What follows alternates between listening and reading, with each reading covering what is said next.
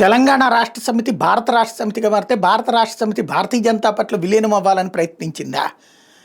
కేటీఆర్ స్వయంగా దీనికి సిద్ధపడ్డారా? ఇది తాజాగా సంచలనాత్మకమైంది. ఇప్పటిదాకా కవిత చెప్తూ వచ్చింది ఆ మాటలు, కానీ అది నిజం కాదు అని చెప్తూ వచ్చారు కేటీఆర్. అదంతా అబద్ధ ప్రచారం అన్నటువంటిది కేటీఆర్ టీం ప్రొజెక్ట్ చేసుకొచ్చింది. సీఎం రమేష్ భారతీయ జనతా పార్టీకి సంబంధించిన ఎంపీ ప్లస్ తెలుగుదేశం పార్టీలో ఉన్నప్పుడు రేవంత్ కానీ కేటీఆర్ కానీ వీళ్ళందరూ ఒకటే బ్యాచ్, స్నేహితులే. అలాంటి సీఎం రమేష్ ఎప్పుడు ఇట్లాంటి ఆరోపణ చేయలేదు. ఫస్ట్ టైం ఒక సంచలనాత్మకమైనటువంటి చెప్పుకొచ్చారు సమాచారం.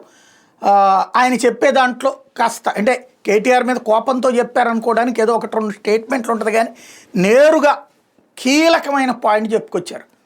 కవిత అరెస్ట్ తర్వాత కవితను వదిలేయడంతో పాటుగా అన్ని కేసులకు సంబంధించి తన జోలికి రాకూడదు, బీఆర్ఎస్ జోలికి రాకూడదు, బీఆర్ఎస్ నాయకుల జోలికి రాకూడదు, బీఆర్ఎస్ని అవసరమైతే భారతీయ జనతా పార్టీలో విలీనం చేయడానికి నేను సిద్ధం, మా నాన్న కూడా ఒప్పించానని చెప్పి ఆయన కేటీఆర్ ఈయనకి చెప్పారట సీఎం రమేష్కి.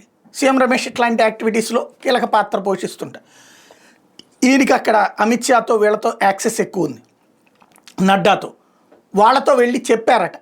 అయితే తెలంగాణలో బీఆర్ఎస్ పని అయిపోయింది, జనం వాళ్ళని నమ్మట్లేదు, వాళ్ళ కుటుంబం దోపిడీ అన్నటువంటిది నమ్ముతున్నారు, అందుకనినే కవిత అరెస్ట్ అయినా జరిగింది. మిగతాది మనకి బీఆర్ఎస్తో పొత్తు వద్దు, బీఆర్ఎస్ని విలీనం చేసుకోవద్దు, బీఆర్ఎస్ని బీజేపీలో చేర్చుకుని ఆ దరిద్రం అంతా మన్నెత్తిని పెట్టుకోవద్దు, మనం ఎదగబోతున్నాం, మనం ముందుకు వెళ్ళబోతున్నాం, మనం సాధించబోతున్నాం అంటూ బీజేపీ అధినాయకత్వం పొత్తు ఇదే విలీనాన్ని వద్దని చెప్పిందట. బీఆర్ఎస్ విలీనాన్ని కానీ బీఆర్ఎస్తో పొత్తు కానీ వద్దని తేల్చి చెప్పిందట.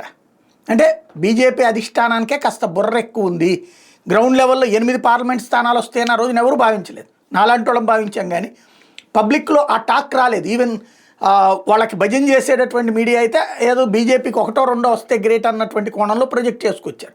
ఆ రోజున మీడియా అంతా కూడా వాళ్ళకే ఒక రకంగా బానిసత్వం చేస్తోంది. దాంతోపాటు ఈవెన్ తెలుగుదేశానికి అనుకూలంగా ఉండేటటువంటి మీడియా ఈవెన్ బీజేపీ పొత్తు పెట్టుకుని ఉన్నా సరే ఆ నాటకమే ప్రొజెక్ట్ చేసుకొచ్చింది. తెలంగాణలో బీజేపీ సీన్ అంతంతే అన్నటువంటి కోణం. కానీ ఫైనల్గా బీజేపీ ఏకంగా 8 పార్లమెంట్ స్థానాలు గెలిచింది. అదే బీఆర్ఎస్తో కలిసి ఉంటే కనుక 1, 2తో సరిపెట్టుకోవాల్సి వచ్చేదేమో. అది ఇప్పుడు అంటే బీజేపీ అధినాయకత్వానికి మంచి సబ్జెక్టే ఉందన్న విషయము ఇప్పుడు ఆయన మాటను బట్టి తేలింది.